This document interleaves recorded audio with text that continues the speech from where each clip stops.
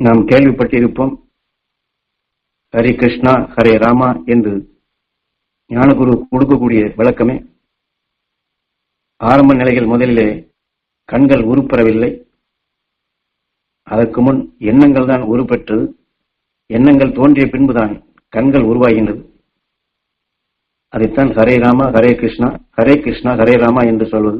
எண்ணத்தால் பார்க்க வேண்டும் என்ற இந்த உணர்ச்சிகள் மேலோங்கி வாசுதேவன் சுவாசித்த உணர்வு தேவன் இந்த உயிரிலே பட்டு அதுதான் கண்களாக உருவாக்குகின்றது. தேவகி தான் தேவை பார்க்க வேண்டும் என்ற தேவைக்கு ஒப்ப சுவாசித்த உணர்வு உயிரான தேவனால் அது உருவாக்கப்பட்டு கண், அந்த கருமணி, அந்த கல் உருவாகி காணக்கூடிய நிலையாக, மற்றொன்றை பார்க்கக்கூடிய நிலையாக உருவாகின்றது. ஆனாலும் இந்த கண்கள் தோன்றிய பின்பு கண் வழியாகத்தான் பெரும்பகுதி நாம் உணர்வுகளை வெளியிலிருந்து எடுக்கின்றோம், சுவாசிக்கின்றோம். அதுவே இந்த உடலுக்குள் சகல மாற்றத்திற்குமே அது வழி அமைகின்றதால்தான் இந்த கண்களுக்கு பின் கூர்மை அவதாரம். கண்கள் தோன்றிய பின் கூர்மை எதிலே இருக்கின்றதோ அதுவே நமக்கு வழியாக அமைந்து விடுகின்றது. ஆகவே நம்முடைய கூர்மை எதிலே இருக்க வேண்டும் என்பதுதான். எதற்காக இப்பொழுது சொல்கிறோம் என்றால், குரு உபதேசம் கொடுக்கக்கூடிய இந்த உபதேச கருத்துக்களுடைய உட்கருத்துக்களை நாம் அது ஆழமாக இப்பொழுது சொன்னது போன்று ஹரே ராமா ஹரே கிருஷ்ணா ஹரே ராமா என்று சொல்வது போன்று நம் கண்ணின் நினைவை அவர் சொல்லக்கூடிய உபதேச கருத்துக்களை அவர்பால் நினைவை செலுத்தினோம் என்றால் அவர்கள் உள்பொருள் தெரிய வரும். உதாரணமாக இன்றைய மருத்துவத்துறையை பற்றி, அந்த மருத்துவத்துறையில் அவர்கள் செய்யக்கூடியதை இந்த சமுதாயம், இந்த மனித சமுதாயமே சீர்குலையக்கூடிய நிலைகளுக்கு எப்படி அவர்கள் அதில் வித்திட்டார்கள் என்பதை உணர்த்துகின்றார்கள். அக்காலங்களிலே மருத்துவத்தினுடைய வளர்ச்சி, அதாவது எக்ஸ்ரே என்றும் ஸ்கேன் என்றும் பார்த்து அதற்குண்டான உடலில் உருப்பெற்ற அந்த நோய்க்குண்டான கிருமிகளையோ அணுக்களையோ அது செயலிழக்கும்படி மருந்தை கொடுத்தார்கள். இப்பொழுது அதை காட்டிலும் அட்வான்ஸாக வந்து நாம் இதையெல்லாம் கேள்விப்பட்டிருப்போம். அதாவது பெயின் கில்லர் என்று சொல்வார்கள். அதாவது உடலிலே ஏதாவது ஒரு இடத்திலே வலிக்கிறது என்றால் அந்த வலியை குறைப்பதற்காக அல்லது அந்த வலி தெரியாமல் இருப்பதற்காக மருந்து கொடுக்க ஆரம்பித்தார்கள். அந்த மருந்து கொடுத்த பின் அது அந்த இடத்திலே ஒரு மயக்கமடையை செய்கின்றது. நமக்கு வலி தெரிவதில்லை. உடனே நாம் சாதாரண வாழ்க்கையில் இயல்பாக நாம் மற்ற வேலைகளை செய்கின்றோம். இதையே அவர்கள் இன்னும் நுண்ணிய நிலைகளாக கண்டுபிடித்து ஒரு அணுவுடன் இன்னொரு அணுவை போர் செய்து அதை வீழ்த்தி அதற்கு தகுந்த மருந்தை கொடுத்து ஏன் அதை மாற்றி அமைக்க வேண்டும் என்று ஒரு கிருமி அல்லது தீமையான அணு உடலிலே உருவாகிறது என்றால், ஒரு கோழி எப்படி சேவலுடன் சேர்ந்து கருவுற்று முட்டையிட்டு அடைகாத்து குஞ்சாக பொறித்து தன் இனமாக இந்த உருவாகக்கூடிய நிலையிலே உடலிலே கிருமியாக அந்த அணுக்கள் அது கருவுற்று மீண்டும் அடைகாத்து தன் இனமாக உடலுக்குள் பெருக்காதபடி அந்த அணுவையை மலடாக்கக்கூடிய நிலைகளுக்கு கண்டுபிடிப்பு வந்துவிட்டார்கள். அப்படிப்பட்ட மருந்தை கொடுக்க ஆரம்பித்துதான் இப்பொழுது உலகெங்கிலும் இத்தகைய மருத்துவமே செயல்பட்டுக் கொண்டுள்ளது. ஆங்கில மருத்துவத்திலே அது உடலுக்குள் எத்தகைய நோயாக இருந்தாலும் சரி, எத்தகைய கிருமியாக இருந்தாலும் சரி, அது தன் இனத்தை பெருக்க விடாதபடி மலடாக்குகின்றார்கள். இப்படிதான் சூனியமாக்குகின்றார்கள். ஆக இது குருநாதர் உபதேசித்த வருடம் 25-30 வருடங்களுக்கு முன்பு உள்ளது. அந்த நுட்பம் தான் இன்றும் செயல்பட்டுக் கொண்டுள்ளது. ஆரம்பத்திலே எல்லாம் ஆப்பிரிக்காவிலே நாம் எத்தியோப்பியா என்று கேள்விப்பட்டிருப்போம். அங்கே எல்லாம் பரிச்சாந்தரமாக முதலிலே தாவர இனங்களிலே அந்த வித்துகள் விளையாதபடி, என்றால் அவர்களுக்கு இதெல்லாம் பரிச்சாந்தரமாக தெரிந்து கொள்வதற்காக அமெரிக்காவிலே என்றால் பரிசோதனை செய்யக்கூடிய இடத்திலே சிறிதளவு செய்தாலும் அது பெரிதளவு செய்து பார்த்தால் தான் அது நிரூபணமாக அந்த நாட்டை தேர்ந்தெடுத்து அங்கே தாவர இனங்களை முதலில் பரிச்சாந்தரமாக மலடாக்கி இந்த இடத்தையே பாலைவனமாக்கினார்கள். பின்புதான் இந்த உடலுக்குள் கொண்டு வந்து மனிதர்களுக்கு இது பரிச்சாந்தரமாக கொண்டு வந்து இன்று மனிதர்கள் உலகெங்கிலுமே, அதாவது கரு உறுதல் என்று தன் இனத்தை உருவாக்கக்கூடிய சக்தியும் இன்று குறைந்து கொண்டே வருகின்றது. அது ஒரு பக்கம். இதற்கு அடுத்து இந்த மலடாக்கக்கூடிய உணர்வு, அதற்கு உண்டான வித்துகள் பெருகி ஒரு அணு உருவாகக்கூடிய இயல்பாக இருப்பதை நாம் தடை செய்யும் அந்த உணர்வின் அந்த சத்து கொண்ட அணுக்கள் விளைந்த பின் மனிதன் மனிதனையே அழித்திடும் நிலையாக இன்று நாம் வீட்டிற்குள்ளும் இதை பார்க்கலாம், ஒரு அரசியல் ரீதியாகவும் பார்க்கலாம், ஒரு நாட்டுக்கு நாடும் பார்க்கலாம். ஆக யாரும் வாழக்கூடாது, நான் மட்டும் வாழ வேண்டும் என்று ஒவ்வொருவரும் எண்ணினால் மற்றதை அழித்திடும் உணர்வாகவே எதை மலடாக்க வேண்டும் என்று அவர்கள் கண்டுபிடித்தார்களோ அது மருத்துவ ரீதியாக எத்தனையோ வகைகள் சொல்லி அதை செயல்படுத்தினாலும் அதனுடைய பரிமாணம் இன்று மனித இனத்தையே மனித சமுதாயத்தையே மலடாக்கி மனிதர்களை சூனியமாக்கும் நிலைகளுக்கு அது கொண்டு வந்து விட்டது. அதாவது இதற்கு ஏன் இதை குருநாதர் சொல்லுகிறார் என்றால், இப்படிப்பட்ட உணர்வுகள் தான் இந்த காற்று மண்டலத்தில் இருக்கின்றது. இதைத்தான் நாமும் சுவாசித்துக் கொண்டுள்ளோம். நம் குருநாதர் சொன்ன பதிவை நினைவு கொண்டு வந்து அவர் சொன்ன முறைப்படி துருவ நட்சத்திரத்தின் மேல் நினைவை செலுத்தி அந்த சக்தி இங்கே பரவ வேண்டும், இந்த பூமி முழுவதும் படர வேண்டும், நாம் பார்க்கும் அனைவரும் பெற வேண்டும் என்று எண்ணினால் இந்த சூனியமாகிக் கொண்டிருக்கும் இந்த நிலையை நாம் மாற்றி அமைக்க முடியும்.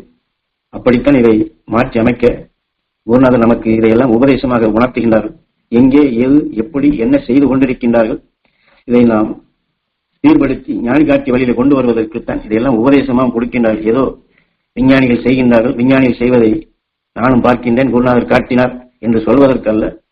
அவர்கள் எப்படி ஒரு அணு அது இயற்கையாக உருவாவதை மலடாக்கும் நிலையாக சூனியமாக்கும் நிலைகளுக்கு செய்தார்களோ அதையே நாம் ஞானி காட்டி வழியிலே தென்னாட்டுடைய சிவனை போற்றி எந்நாட்டல் இறைவா போற்றி என்று தன் இன மக்கள் தன்னை போல் உயர்ந்த நிலை பெற வேண்டும் என்று அவருடைய உணர்வின்பால் நினைவை செலுத்தி அந்த சக்தியை நாம் இழுத்து கவர்ந்து சுவாசித்து அதை நாம் பரவச் செய்தோம் என்றால் நம்மை காக்கலாம்,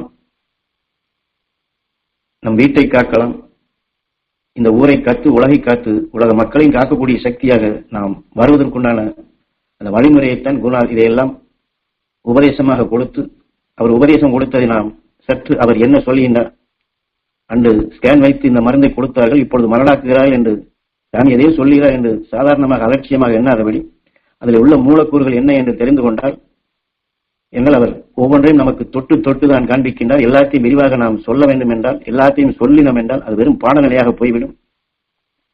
எப்பொழுது நம்மை ஒருவன் திட்டினான் அல்லது திடீரென்று ஒரு அதிர்ச்சியான ஒரு சப்தம் கேட்டால் அந்த உணர்ச்சிகள் எப்படி வருகின்றதோ இதை போன்று நமக்கு துணுக்கு துணுக்காக உபதேசங்களாக கொடுக்கின்றார்கள். அது சாமி சொல்லக்கூடிய அந்த துணுக்குகளை நாம் நம் புலனறிவு, அதனால்தான் கண்ணினுடைய நினைவை இங்கே இந்த கண்ணுக்குண்டான அந்த நினைவாற்ற அந்த கூர்மையை கொண்டு வர வேண்டும் என்பதற்குத்தான் இதை ஞாபகப்படுத்துவது. நான் தெரிந்து கொண்டேன் என்று சொல்ல வரவில்லை, குருநாதர் இதையெல்லாம் சொன்னார் என்று அவர் தெரிந்து கொண்டார் என்று சொல்ல வரவில்லை. அவர் தெரிந்து கொண்டதை, அவர் உணர்ந்ததை, அவர் எப்படி நடக்கின்றது, இது எப்படி மாற்ற வேண்டும் என்றது அதற்குண்டான நிலைகளாகத்தான் அவர் உபதேசமாக கொடுக்கிறார் என்று அந்த உபதேசத்தில் உள்கருத்தை நாம் தான் பிளந்து பார்த்தல் என்று சொல்வது.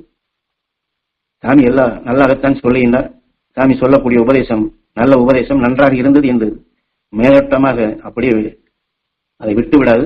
அதனுடைய உள்கருத்தை நாம் பதிவாக்கி கண்ணின் நினைவை குருவின்பால் செலுத்தி அந்த உள் உணர்வுகளை நாம் குருவின்பால் நினைவை செலுத்தி சுவாசித்தோம் என்றால் இந்த மூலக்கூறுகள் நமக்கு தெரிய வரலாம். இங்கே விஞ்ஞானிகளையோ மற்றவர்களை குறை கூற இதை சொல்லவில்லை. ஏன்னால் அவர்களுக்கு அது என்ன என்றே தெரியாது, அதனுடைய பின் விளைவுகளுக்கும் அவர்களுக்கு தெரியாது. எல்லாம் முடிந்த பின்புதான் அவர்கள் உணர்வார்கள். முடிந்த பின்பு பார்த்தால் அதற்கப்புறம் இங்கே திருமணம் செய்வதற்கு இந்த வசதி செய்து கொடுக்கின்றோம், ஒரு குழந்தை பிறந்தால் இவ்வளவு வசதி, 2 குழந்தை பிறந்தால் இப்படி வசதி கொடுக்கிறோம் என்று இந்த சீனாவிலே பத்திரிகையில் நீங்கள் படித்திருக்கலாம். ஜப்பானிலும் இது போன்றுதான் ஆகிவிட்டது. ஆக எதை மலடாக்க வேண்டும் என்று விரும்பினார்களோ மனிதர்களே முதலிலே பெண்களுடைய சமுதாயம் குறைந்தது, இப்பொழுது மற்ற மனித சமுதாயமே குறையக்கூடிய அளவுக்கு. என்றால் இதெல்லாம் சிறிதளவு தான் பத்திரிகையில வந்துள்ளது. இது உள்ள சென்றம் என்றால் எப்படியெல்லாம் இது சீர்குலைந்து கொண்டுள்ளது என்பதை தெரிந்து கொள்ளலாம். என்றால் இன்றைய நவீன ஆயுதங்களாக இப்படித்தான் வைத்திருக்கின்றார்கள். எப்படி ஒரு அணுவுடன் ஒரு அணுவை அது போர் செய்து வீழ்த்துவதற்கு பதிலாக அதை மலராக்கினார்களோ இப்படி மனிதர்களை புத்தி பேதம் இல்லாத ஆக்கி நாமே ஆளலாம் என்று அவர்கள் எடுத்துக்கொண்ட உணர்வுகள் தான் இப்பொழுது அவர்களுக்கு ஒரு திருப்பு முனையாக அமைந்து இனி இந்த பூமி வாழ முடியாத ஒரு சூழ்நிலை வந்துவிட்டது என்பதை அவர்களுக்கும் இது தெரிந்து இந்த விஞ்ஞானிகளே அச்சத்தில் உள்ளார்கள் என்று ஒரு இதையும் மேற்கோள் காட்டி அவர்கள் அச்சத்தில் உள்ளார்கள். ஆனால் நாம் இந்த தியான வழியை கடைப்பிடிப்போர் அச்சமடைய வேண்டியதில்லை. நமது குருகாட்டி அருள் வழியில் தென்னாட்டுடைய சிவனை போற்றி எந்நாட்டவருக்கு இறைவா போற்றி என்று அந்த ஞானிகள் உணர்வை நாம் மறைந்த நிலைகளை நாம் ஜீவன் கொடுத்து அத்தகைய ஞானிகளை, ஞான குழந்தைகளை, சமுதாயத்தை உருவாக்க வேண்டும் என்பதற்குத்தான் இதையெல்லாம் நமக்கு சிறிது சிறிதாக சிறுக சிறுக ஊட்டி அந்த ஞானத்தினுடைய தொடரை நாம் வளர்ப்பதற்காக உபதேசமாக, அதனால்தான் எல்லா உணர்வுகளையும் உபதேசமாக கொடுக்கின்றார்கள். வெறும் தியானம் பயிற்சி என்று மட்டும் இல்லாதபடி மெய்ப்பொருள் காணும் திறனாக அந்த ஞானிகளை போன்று என்னை போன்று நீங்கள் மெய்ஞானிகளாக வளர வேண்டும், என்னை போன்று நீங்கள் உலகுக்கு வழிகாட்டிகளாக வளர வேண்டும் என்று அதையெல்லாம் நமக்கு உணர்த்தியுள்ளார். அவர் நாம் ஞான குருவை போல மெய்ஞானியாக நாம் வளர அவர் உணர்வை நாம் அவருடைய உபதேச உள்கருத்துக்களை நம் கண்ணின் நினைவை அவர்பால் செலுத்தி அதை அறிய வேண்டும்.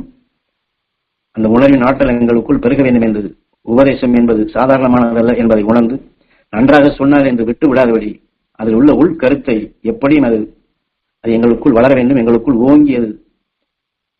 அவர் சொல்வது போன்று படிக்காதவன், 3வது வகுப்பு கூட முழுமையாக படிக்காதவன் இந்த ஞானத்தை பேசுகிறேன், வேதத்தில் உள்ள மூலங்களை, அவன் அண்டத்தில் இருக்கக்கூடிய பேர் உண்மைகளை, அந்த அண்டத்தினுடைய ஆற்றலை எழுத்து கவர்ந்து சுவாசித்து உங்களுக்கு கொடுக்கிறேன் என்றால், இதெல்லாம் குருநாதர் காட்டிய வழியிலே பதிவு செய்து அதை நினைவாக்கி அந்த தகுதியை வளர்த்து, அது வளர்த்த நிலைகளைத்தான் உங்களுக்குள்ளும் உங்களை அறியாமலேயே உங்களுக்கு தெரியாமல் தான் இதை உங்களுக்குள் பதிவு செய்கின்றேன், தெரியாமலே தான் மிக மிக சக்தி வாய்ந்த ஆற்றல்களை உங்களுக்கு கொடுக்கிறேன் என்று சொல்லுகின்றார். ஆக அவர் தெரியாமல் கொடுக்கக்கூடிய அந்த சக்திகளை நாமும் அந்த உள்கருத்தை, அந்த உள் உணர்வை அது பெற வேண்டும் என்று நாமும் ஏங்கி பெறுவோம். நம் கண் கருமணிகளிலே ஞானகுருவின்பால் நினைவை செலுத்தி ஞானகுரு உபதேசித்த, அதாவது உபதேசத்தின் வாயிலாக கொடுத்த அந்த அதில் இருக்கக்கூடிய உள்கருத்துக்கள் அனைத்துமே எங்களுக்குள் அது அந்த உணர்வின் அந்த ஆற்றல் பெருக வேண்டும், எங்கள் கண் புலனில் அந்த சக்தி பெருக வேண்டும் என்று நம் கண் கருமணிகளிலே அந்த சக்தி பெற வேண்டும். இங்கு தியானத்தில் அமர்ந்திருக்கும் அனைவரது கண் கருமணிகளும் அந்த ஞானகுருவினுடைய அருள் சக்தி படர வேண்டும். ஞானகுரு உபதேச வாயிலாக கொடுக்கக்கூடிய அந்த உள்கருத்துக்கள் அனைத்துமே எங்களுக்குள் நினைவாகி அதனுடைய நினைவாற்றல் சென்று அதில் உள்ள உணர்வுகளையும் உணர்ச்சிகளையும் அது உள்பொருளையும் மெய்ப்பொருளையும் மெய்ஞானத்தையும் அறியக்கூடிய சக்தி பெற வேண்டும் என்று இங்கு தியானத்தில் அமர்ந்திருக்கும் அனைவருக்கும் அந்த சக்தி கிடைக்க வேண்டும் என்று, அனைவரது கண் கருமணியில் அந்த சக்தி பெற வேண்டும் என்று உயிரான ஈசனிடம் வேண்டி, ஞானகுருவை வேண்டி நாம் ஒரு நிமிடம் ஏங்கி தியானிப்போம். ஞானகுருவின்பால் நினைவை செலுத்துவோம். அவர் உபதேச கொடுத்ததை நினைவு கொண்டு வருவோம். இது ரெண்டையும் நினைவு கொண்டு வந்து கண் கருமணியில் அந்த சக்தி படர வேண்டும் என்று ஏங்கி தியானிப்போம்.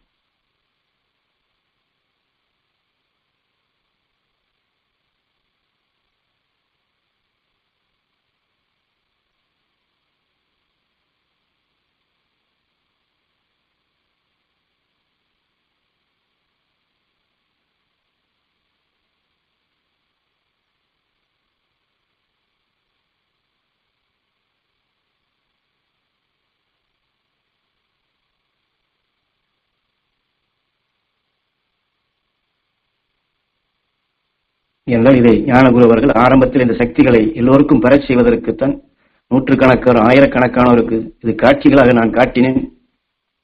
காட்சிகள் மூலமாக அவர்களுக்கு அந்த சக்திகளையும் பெறச் செய்தேன். ஆனால் இந்த காட்சிகளை கண்டோர், அந்த சக்திகளை பெற்றோர் அனைவருமே அந்த காட்சியிலேயே லயித்து விட்டார்கள். சக்தி பெற்றோம் என்பதை இந்த உடல், அதாவது உடலுக்குள் விளைந்த உணர்வின் இச்சைக்கு நல்லவனா கெட்டவனா, இவருக்கு இதை செய்தால் நமக்கு என்ன கிடைக்கும், அவருக்கு இதை செய்தால் நமக்கு என்ன கிடைக்கும் என்று எல்லாமே உடல் இச்சைக்கு கொண்டு சென்றதால் இந்த காட்சிகளை நிறுத்திவிட்டேன். இவ்வளவு சக்தி கொடுத்தும் அனைத்துமே அது விரயமாகிவிட்டது என்று இதைத்தான் இந்த காட்சிகள் கொடுத்ததை பற்றியும் சக்திகள் கொடுத்ததை பற்றியும் விளக்குவரை கொடுத்துள்ளார்கள். ஆனால் இப்பொழுது உங்களுக்கு நேரடியாக அந்த துருவ நட்சத்திரத்துடைய சக்தி பெற வேண்டும் என்று தியானிக்கிறேன். அந்த சக்திகளைத்தான் இப்பொழுது உங்களுக்கு ஊட்டுகிறேன் என்று, இப்பொழுது அனைத்துமே உபதேச வாயிலாகத்தான் கொடுக்கிறேன் என்று இப்பொழுது நாம் புறத்திலே கண்களால் உற்று பார்த்து அந்த கண்கள் வழி புறத்திலே காணும் நிலைகளை அகத்திற்குள் மாற்றி அகத்தின் வழியாக, அதாவது உயிர் வழியாக அந்த சக்தி கிடைக்கும்படி நான் செய்கிறேன் என்று இதை உணர்த்துகின்றார்கள். ஆகவே அவர் காட்டிய அந்த அல்வழிப்படி உடல் இச்சைக்கு என்று செல்லாதபடி, அதனால்தான் இங்கே குரு ஞான குரு என்று சொல்வது, அது நினைப்பது என்பது வெறுமன உருவம் அல்ல, அந்த உபதேசம்தான். அந்த உபதேசத்தில் உள்ள ஒளியான உணர்வுகள் தான் குரு. ஏனால் இந்த குரு உடலுடன் இல்லை, இந்த அவருடைய உணர்வுகள் அனைத்தும் உயிரோடு ஒன்றி ஒளியாகத்தான் சப்தரிஷி மண்டலத்தில் இருக்கின்றார்கள், இந்த உருவம் அல்ல. ஆக அந்த ஒளியான, அந்த உயிரான்மா ஒளியான, அதிலே விளைந்த அந்த ஒளியான உணர்வுகள் தான் உபதேச கருத்துக்களாக வருகின்றது. அந்த உபதேச கருத்துக்களை எண்ணினாலே அந்த குருவினுடைய ஒளியான உணர்வுகளை நாம் பெறுகின்றோம். அந்த உணர்வு நமக்கு குருவாக வழி நடத்தும். அதுதான் நமக்கு இந்த உடல் பற்றையும் ஊட்டாது, உடல் இச்சைக்கு நமக்கு கொண்டு செல்லவில்லை என்றால், குருநாதரை பார்த்தேன், சாமியை பார்த்தேன் என்றால் அதிலேயே நாம் மகிழ்ச்சி அடைந்து அதோடு நின்று விடுவோம். சாமி வந்தார், காட்சி கொடுத்தார், சந்தோஷம் அடைந்தேன் என்றால் அந்த நேரத்திற்கு மகிழ்ச்சியாக இருக்கும். சிறிது நாள் நினைவு இருக்கும் பொழுதும் நன்றாக இருக்கும். அப்புறம் காட்சி கொடுத்தார், இப்பொழுது ஏனோ காட்சி வரவில்லை என்று அந்த காட்சியிலே தான் நம் நினைவுகள் செல்லும். அதனால் அதையெல்லாம் விடுத்து விட்டேன், இப்பொழுது அந்த காட்சியை கொடுப்பதில்லை என்று சொல்லுகின்றனர். ஆகவே நாம் இந்த புறத்திலே காணும் ஆசைகளை விடுத்துவிட்டு அகத்திற்குள் ஒளியாக இருக்கும் ஞான குருவின்பால் நினைவை செலுத்தி அந்த உபதேச கருத்து வாயிலாகவே அந்த உபதேச கருத்துக்களையே நாம் நினைவை செலுத்தினால் அதுவே நமக்கு குருவாக வரும். அதுதான் குருவாக நம்மை, அந்த உடல் இச்சை என்று நம்மை அதன் வழி செலுத்தாதபடி நம் குரு காட்டிய நெறி, அந்த குருவின் வழியில், அந்த குருவின் நெறியிலேயே நம்மை அது வழி நடத்தும். அந்த நெறி பிறளாது நம்மையும் அந்த குருவுடன் இணைந்தே அழைத்து செல்லும். அது என்னுடைய அனுபவத்திலே மாமகர் ஈஸ்வராய குருவரும் எனக்கு தெளிவாக உணர்த்தியது. எக்காரணத்தை கொண்டும் ஞான குருவினுடைய உபதேசம் கேட்பதை நிறுத்திவிடாதே, அந்த ஞானகுருடைய உபதேசத்தில் தான் சகலம் உள்ளது என்றுதான் ஈஸ்வரப்பட்டரும் எனக்கு உணர்த்தியுள்ளார்கள். அது அந்த உபதேச கருத்துக்களில் தான் சகலம் உண்டு. ஆகவே அந்த உபதேச கருத்துக்களை நாம் மீண்டும் மீண்டும் பதிவாக்கி ஞானகுருவை அதன் வழி நாம் அது நுகர அறிய உணர முற்பட்டோம் என்றால் அந்த குருவினுடைய உணர்வுகள் திரு அருளாக நம்மை குருவோடு இணைந்து வாழச் செய்யும். மாமகரிஷி ஈஸ்வராய குருதேவரோடு இணைந்து வாழச் செய்யும். மகரிஷியோடு இணைந்து வாழச் செய்யும். நான் முதலே சொன்னது, நீ எதை எண்ணுகின்றாயோ அதுவாகின்றாய். நமது ஞான குருவும் அதைத்தான் சாமி என்று, இனி நீங்கள் தான் சாமி, ஆக நான் சாமி அல்ல நீங்கள் தான் சாமி என்றும் இதை வாக்காக கொடுத்துள்ளார். ஆக நீங்கள் தான் சாமி என்று சொன்னால் அவருடைய உணர்வு நமக்குள் விளைந்தால் நாமும் அவரை போன்ற நாமும் அந்த ஞானியாக ஆகின்றோம். அதான் அவருடைய உள்பொருள். சாமி சாமி என்று எங்கோ இருக்கிற என்று எண்ணாதபடி சாமிக்குள் விளைந்த உணர்வை, அந்த ஒளியான உணர்வை நமக்குள் வளர்த்தால் நாமும் சாமி ஆகின்றோம். நாமும் அவருடன் இணைகின்றோம், நாமும் அவராக ஆகின்றோம். தான் குரு பூஜை என்று சொல்வது. ஆகவே அந்த வழியை நாம் ஞானகுருவுடன் எப்பொழுதும் இணைந்தே இருப்போம், ஞானகுருவுடன் தொடர்பிலே இருப்போம்.